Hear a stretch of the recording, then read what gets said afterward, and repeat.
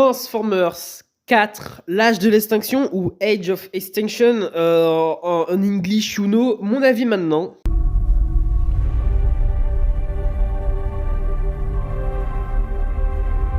Ce film, j'aime énormément. Voilà, et pourtant, de plus en plus que je le regarde, de plus en plus que je vois que des problèmes à ce film, mais je le kiffe. Bah après, c'est un peu globalement ça dans chaque film Transformers. Je crois que le seul qui est foncièrement bon, enfin bon entre grosses guillemets, c'est peut-être le 1. Après, ça fait que descendre, quoique le 1 était déjà très bas. Mais je kiffe quand même les films Transformers. Il y a vraiment le 2 où vraiment je peux pas le blairer. Mais le 3 était, je trouve, super cool, méga divertissant, incroyable. Et le 4, c'est pareil.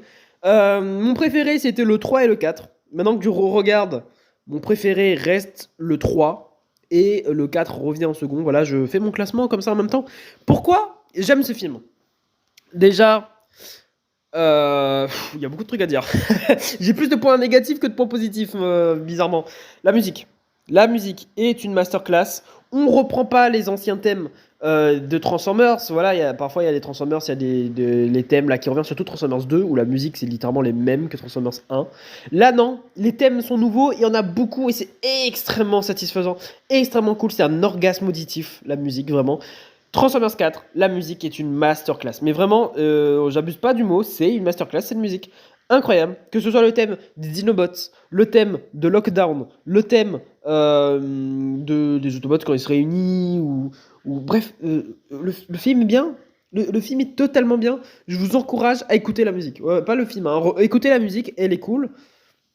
Incroyable. Aussi, les effets spéciaux font le taf. Je trouve qu'il y a beaucoup plus de détails sur les dinosaures, j'allais dire. Enfin, il y en a des dinosaures, effectivement, mais beaucoup plus de détails sur les robots, surtout un personnage en particulier qui crève l'écran. C'est pas comme, je sais pas moi, tous les Decepticons depuis le 1 où ils sont tous gris, où tu vois pas trop les détails, c'est des genres de damas gris avec des yeux rouges et c'est moche. Là, les méchants, tu vois, en fait, c'est un peu comme Sentinel Prime, tu vois le style, tu vois leur transformation quand ils se transforment, tu vois, le côté véhicule, tu vois tout, en fait, c'est pas des protoformes métalliques gris, et ça c'est cool. Le méchant, il a de la gueule, voilà, c'est pour dire que la musique est cool, mais le méchant, non seulement il a de la gueule, mais en plus il est extrêmement charismatique. Vraiment, le méchant, son thème principal, il pue la classe. Ses interventions, il pue la classe. Il a un côté mythologique, un peu avec du lore et tout. C'est chasseur de primes. Il a des cicatrices géantes et tout sur son visage. Tu vois que quelque chose de plus grand a fait une cicatrice à un Transformers, qui est déjà lui-même de base très grand. Tu vois ce que je veux dire? Il a un style extrêmement cool. Il a des yeux d'une couleur différente, puisque la plupart du temps, Transformers, c'est des yeux rouges et bleus. Là, en fait, il a un style différent, il a un look différent, il est charismatique de fou.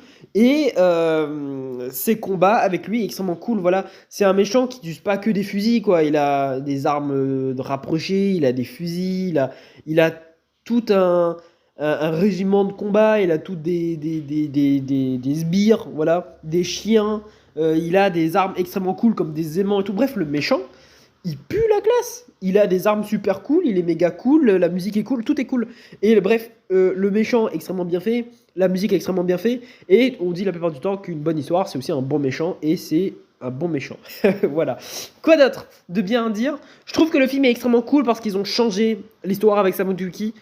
À un moment donné, ça commençait vraiment à faire trop, quoi. Des Transformers 2, c'était limite un remake du 1, après il y a le 3 où vraiment on ponce encore. Là, on pouvait plus utiliser Samothrace Yuki. Et je suis très content qu'ils ont changé, voilà, de personnage principal. Et ça, c'est cool, voilà, on s'attache bien ce personnage, en vrai de vrai, le délire avec sa femme morte et tout. Ok, ça passe, il est beaucoup plus acceptable à regarder. On s'attache beaucoup plus à lui qu'à Samothrace Yuki par exemple, où il était vraiment vide. Samothrace Yuki par exemple, vraiment, vraiment vide. Du coup, ouais, le personnage principal est attachant et ça c'est cool. Les scènes de combat sont extrêmement cool, premier degré, j'aime beaucoup. On voit beaucoup plus la chorégraphie, surtout de l'Autobots Hand, à un moment donné dans le film, et même les scènes de combat entre Optimus, Galvatron et tout. On voit les scènes de combat, et c'est plutôt lisible. En vrai, celui-là, c'est étonnant. Et bon, il y a bien sûr des scènes où on voit pas les scènes de combat, et on voit juste les pieds d'un Transformers se combattre, et c'est un peu chiant. Mais celui-là est étrangement bien filmé, je trouve. En tout cas, beaucoup plus que dans Transformers 2 et dans Transformers 1. Transformers 3, ça allait encore. Mais voilà, justement, il suit la veine de Transformers 3. Il y a vraiment des scènes où il n'y a que les Autobots au premier plan et il n'y a pas d'humains. Et pendant quoi? Ok, sur un film de 2h50, il y a peut-être 5 minutes à peine où il n'y a que des Autobots à l'écran et ça fait quand même c'est quand même cool en fait à voir. Et ça, c'est cool, voilà. Le film, il est extrêmement long. Ah ouais, il est extrêmement long. T'as l'impression qu'à chaque fois, c'est une scène de fin du film, à voir que non, après il repart à Hong Kong et tout. Bref, ok. Le film, il y a beaucoup de méchants humains qui sont pas ouf. Hein, voilà, c'est chiant à mourir. Le film, les scènes de combat, surtout au combat avec les humains et tout, c'est surcuté. On dirait un film Captain America là. C'est moche, on voit rien, c'est illisible.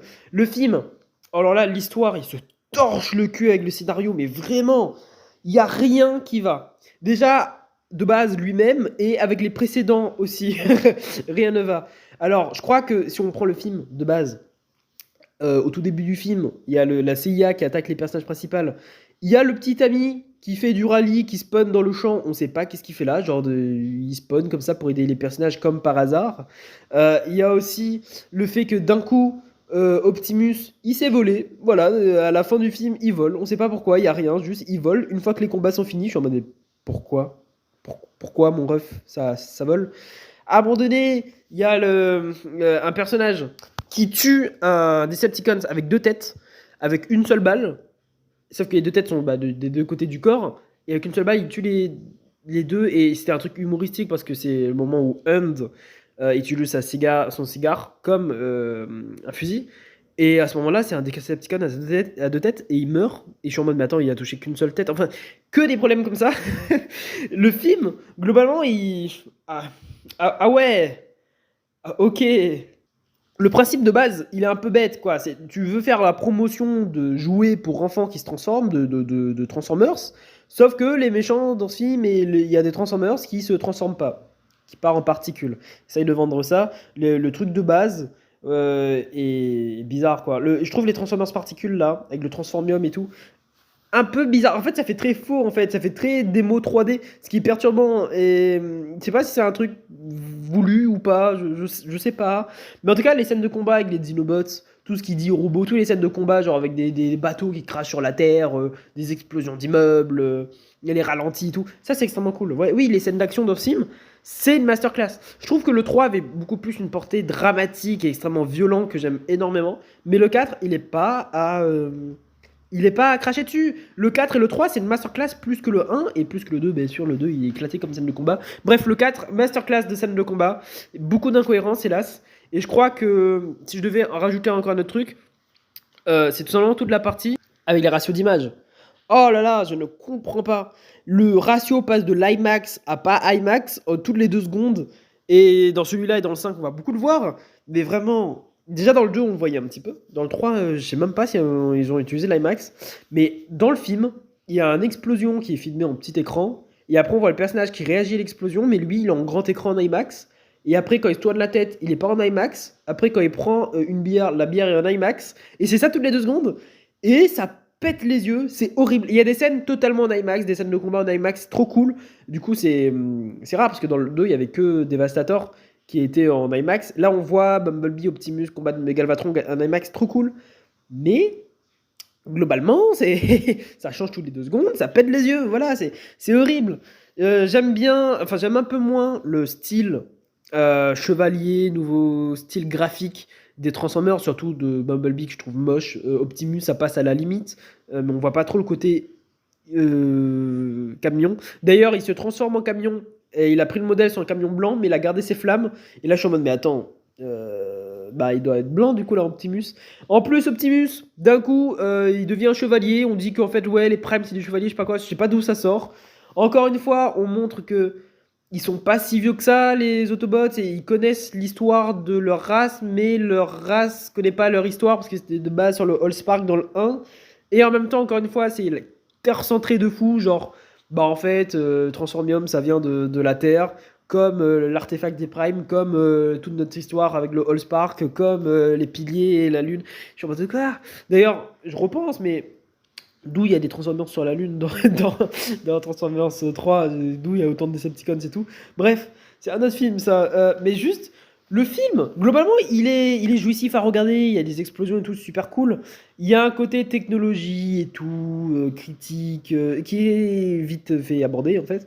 Il y a beaucoup de scènes d'action cool, beaucoup de musique cool. Globalement, c'est ça. Le film, il est cool à voir. Mais si tu regardes avec un œil critique, il est au tiers, même pas au tiers en fait. Il est horrible. C'était mon avis, hein, globalement, sur Transformers. Moi, je le surkiffe beaucoup parce qu'il y a des dinosaures robots. Voilà, juste pour ça. Dinosaures robots, bataille, explosion, lockdown. Juste lockdown. En plus, il y a Ratchet. Et j'adore Ratchet. Et il est très. Voilà, quoi, ça. Je voulais pas spoil, mais Ratchet, j'adore. Et j'adore encore plus Lockdown, du coup. Bref, très bon film. Enfin, je dois le noter. Moi, je mettrais un 6,5, voire un 7. Mais je sais qu'il mérite un 4,5, hein, voire un 3. Mais pour moi, ce film, il est mauvais, mais je le surkiffe. Ça fait partie de ces films mauvais où moi, en vrai, je peux regarder avec une petite bière comme ça, bien sûr. Je le surkiffe, ce film. C'est mon enfance, ça cool. Mais c'est pas du tout un bon film. Ah non, non, non. En tout cas, bref, abonnez-vous, lâchez un like. On se retrouve la prochaine fois pour le dernier film Transformers de Michael Bay, Transformers The Last Night. Oh mon dieu, j'en ai des trucs à dire sur celui-là.